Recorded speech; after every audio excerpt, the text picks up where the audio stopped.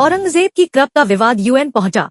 मुगल शासक के वंशज ने एंटोनियो गुटेरेस को लिखी चिट्ठी। मुगल शासक औरंगजेब की कब्र को लेकर खड़े हुए विवाद पर राष्ट्रीय स्वयंसेवक संघ (आरएसएस) के बयान के बाद भी यह मुद्दा शांत होता नहीं दिख रहा है।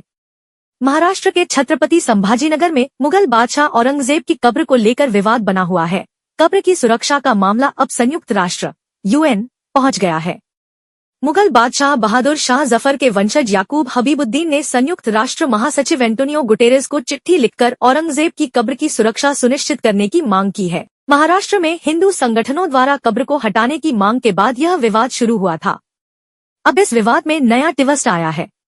गुटेरेस को पत्र में क्या लिखा? औरंगजेब की कब्र को हटाने की मांग को लेकर ही महाराष्ट्र के नागपुर में हिंसा भड़की थी।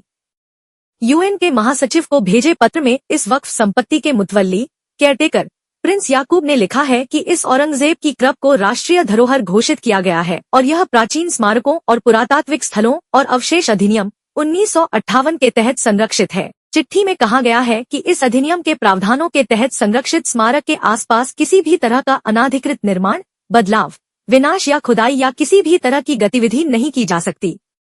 याकूब ने गुटेरेस कब्र की सुरक्षा की मांग की है।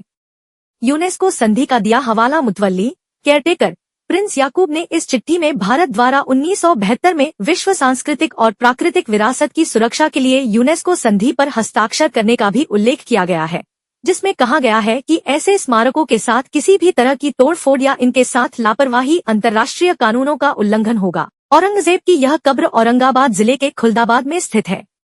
हिंदू संगठनों की मांग और कूच करने के बाद इसकी सुरक्षा बढ़ा दी गई है। भारत आ चुके हैं गुटेरेस। एंटोनियो गुटेरेस पुर्तगाली राजनीतिज्ञ और कूटनीतिज्ञ हैं।